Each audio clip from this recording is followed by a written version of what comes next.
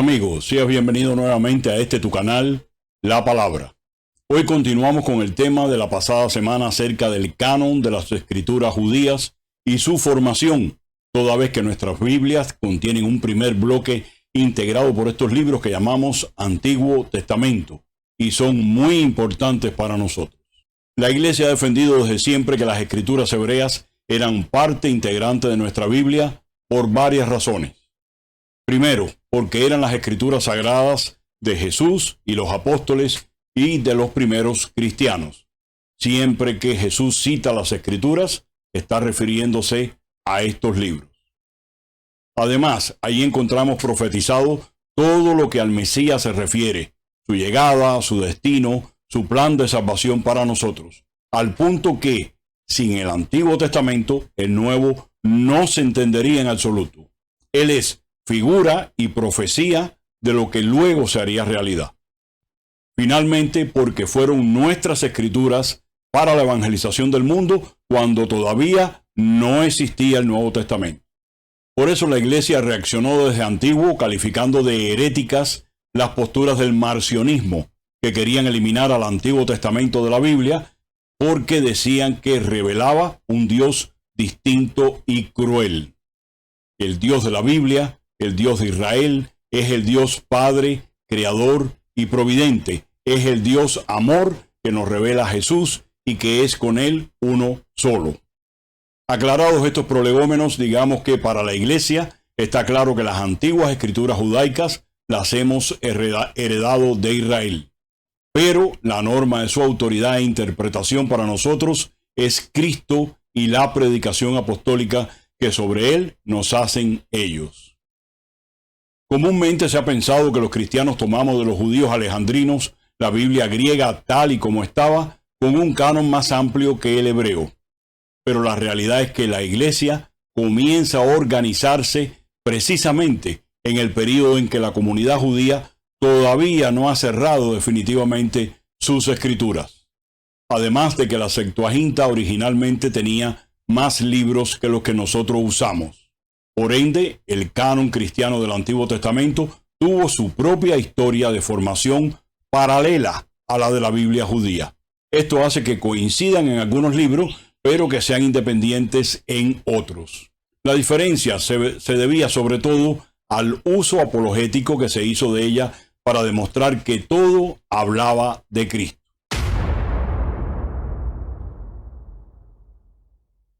Los padres de la Iglesia durante el siglo II conocían que en la Iglesia se usaban algunos libros que no pertenecían al canon hebreo. En este grupo están lo que más tarde se llamarán deuterocanónicos y que entrarán en nuestra Biblia cristiana, y los que llamaremos apócrifos y se quedarán fuera del canon. Por tanto, la Biblia hebrea de los judíos y el Antiguo Testamento de los cristianos pueden tenerse como dos colecciones que tienen un mismo núcleo central, aunque luego se diferencien en su tamaño por razones de su desarrollo histórico. He aquí algunas de estas razones y criterios que los judíos tuvieron en cuenta a la hora de cerrar definitivamente sus escrituras sagradas. Primero, el reconocimiento de la autoridad divina en los libros que la integran. El Espíritu de Dios que inspiró y animó a los autores humanos en su composición tenía que ser el mismo que animó también al pueblo de Israel, que los reconoció y los leyó y los celebró públicamente. Estos le ayudaron a descubrir su verdadera identidad como pueblo de la ley. Encabezan estos libros, por supuesto, los libros de la ley o Pentateuco. Otra razón sería su contenido religioso y conformidad con lo que se consideraba la tradición recibida desde la época de los patriarcas.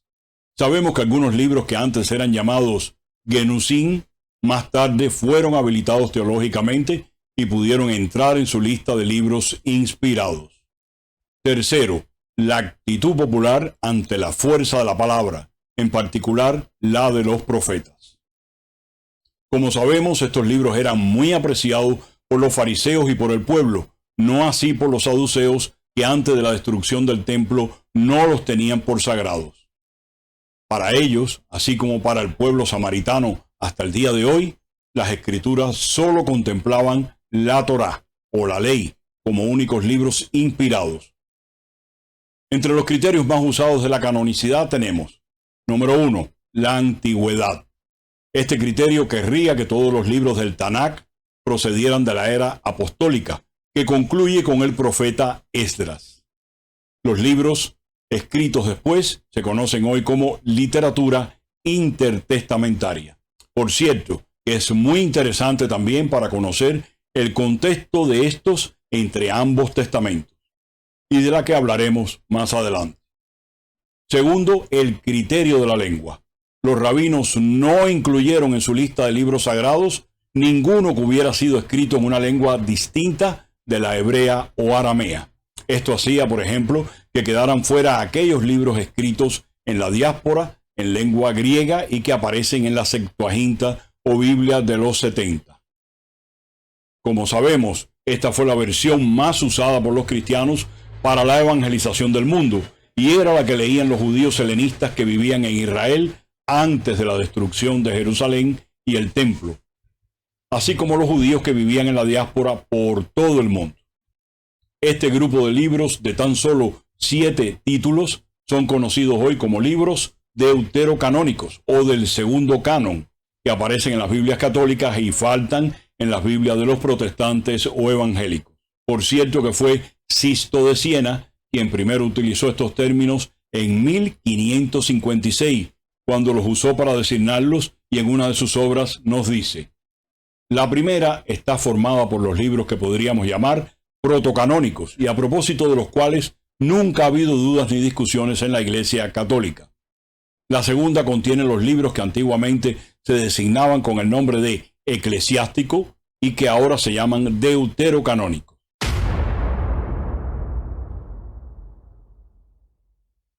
Por último, un criterio muy importante entre los judíos fue también el uso que de estos textos hicieron en el culto y en la sinagoga. Muchos libros permanecían lejos de los no doctos para evitar erróneas interpretaciones teológicas, pero más tarde fueron habilitados y dispuestos para su lectura en privado y en público. En cuanto al Antiguo Testamento, a la Iglesia le bastaba saber que era la escritura sagrada de Jesús y de los primeros discípulos. Siempre que en el Nuevo Testamento aparecen expresiones como estas: estaba escrito, o según las Escrituras, o ustedes oyeron que se dijo, etc., se está aludiendo a las escrituras judías que aparecen en el Antiguo Testamento.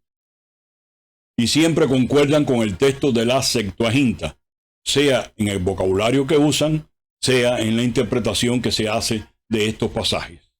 Esta era la versión que habían usado los misioneros en la evangelización del mundo pagano, así que este texto se multicopió tantas veces que la mayoría, por no decir todas, de los manuscritos griegos que se conservan de la Biblia de los 70 hoy son de origen cristiano. Si te gustó este video y deseas seguir viendo contenido similar, te invito a que te suscribas al canal y des clic a la campanita para que YouTube te avise de la próxima publicación. Y comparte este contenido con tus familiares y amigos. Me hace mucha ilusión estar contigo cada semana. Dios te bendiga abundantemente y hasta la próxima.